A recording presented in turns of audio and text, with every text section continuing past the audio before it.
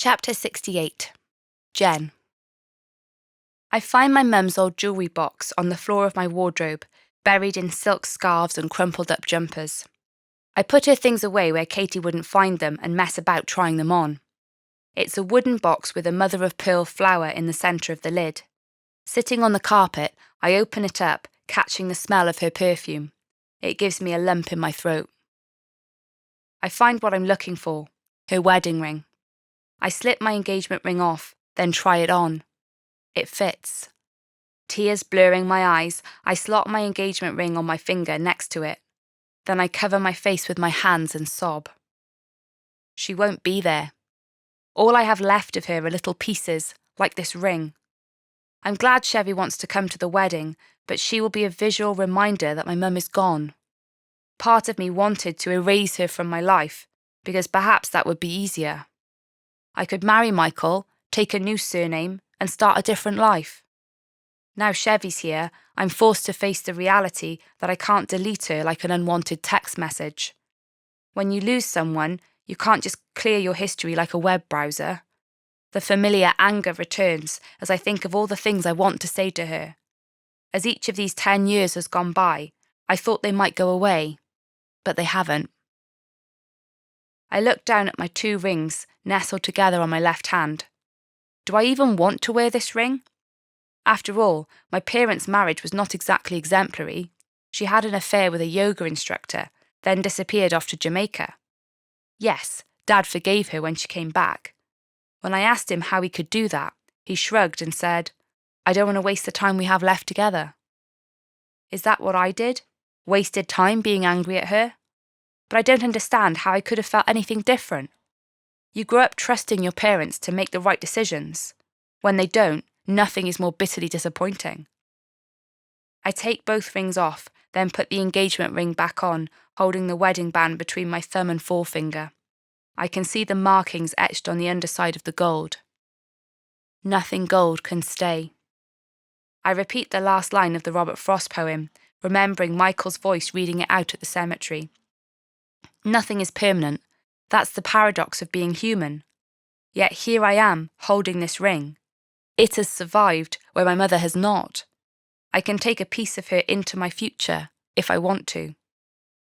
Do I want to be like the elder brother in the story, refusing to forgive? I know you weren't perfect, but I'm not perfect either. I speak these words to the ring, feeling the need to say them out loud. I bring the ring to my lips and kiss it. I want to forgive you. God help me to forgive her. It's like a fist unclenching in my stomach. The stifling grip of anger begins to soften. Matty was right. He's the one who gives us strength to forgive. Thank you, I breathe. The ice starts to thaw as the snowdrops appear in the garden, and it's Valentine's Day. I reflect with irony that this time last year I was single. Michael leaves flowers on my desk and a Wuthering Heights-themed journal, while I hide 5 creepy cat ornaments in his room and then put some succulents and a paperweight on his desk. We're seeing each other at the weekend, but between going through RSVPs to the invites, video calling his mum about the cake and the catering, and looking at Katie's latest draft of the seating plan, there's not going to be much time for romance. We still need to go through the wedding vows and pick hymns and readings for the ceremony so that Katie can make us some booklets with an order of service. I've managed to cling on to my writing time, and I feel like bringing Alice's mother back to guide her towards Edward has really unlocked the final part of the story. There's no longer a thread that tails off. I should be on track to finish redrafting before the big day, and then I can take a break. Michael's keen for me to self-publish it on Amazon, but I told him I just want to focus on one life goal at a time. That shut him up. Life has also been a bit more fun with Aunt Chevy around. She and Dad have been looking at old photos and reminiscing about Mum, and she's cooked some amazing dishes too. My cornrows have stayed in, and I feel much happier about the prospect of someone in charge of my hair for the wedding who actually knows what they're doing.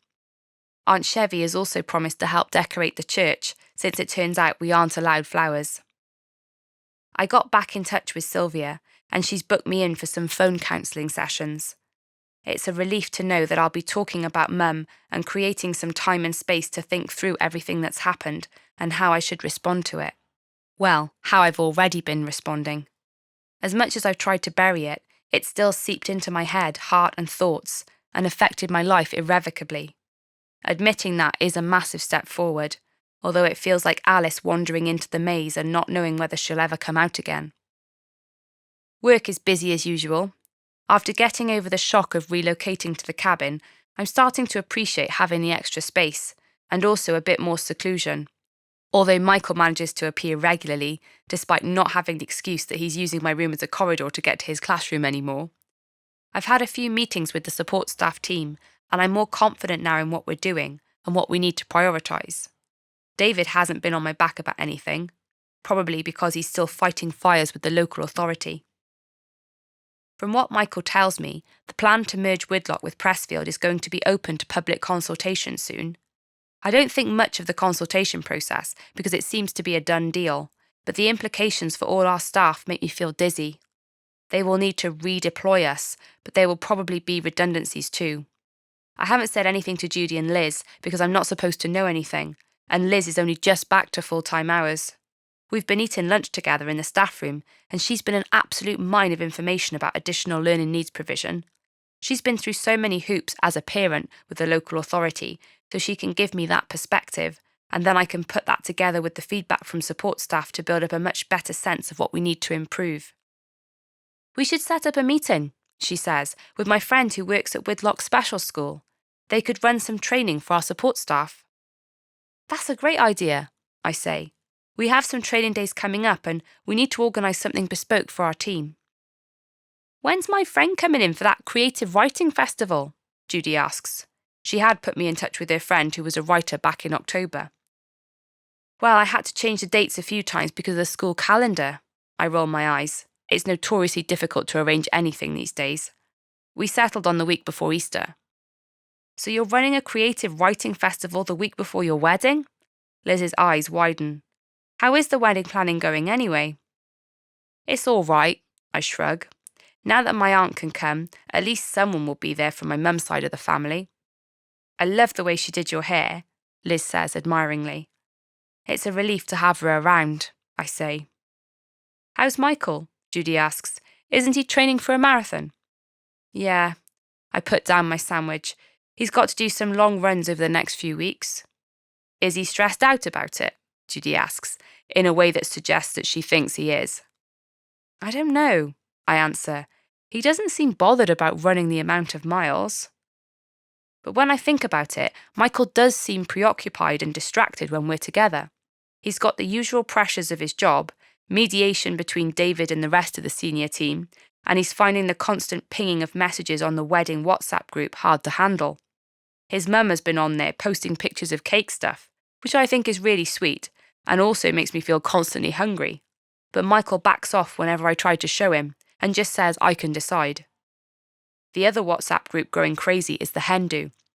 It's coming up in a few weeks' time, and Katie, Dina, Claire and Steph are proving a lethal combination. Katie, not going to reveal anything, but I can't wait. Dina, have we checked where the guys are going for the stag so we don't bump into them?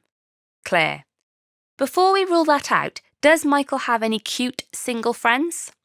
Steph, I highly doubt it if David Clark has anything to go by. Me, David isn't single. Steph, that's not going to stop him. Dina, I thought Michael's guys would be more on the nerdy side. Me, they are. Claire, and your problem with nerds is? Dina, well, they're probably not even going to be out, are they? More like playing chess. Steph, chess can be sexy, all those pawns. Me, stop it, and they don't play chess. Claire, any singles? Me, I think Kyle is, he's a lawyer too. Katie, I think it says a lot about you and Michael that your best friends are lawyers. Dina, you'll be calling us first when you get sued by some farmer. Katie, anyway, I've messaged down our plans so there will be no overlap. Claire, shame.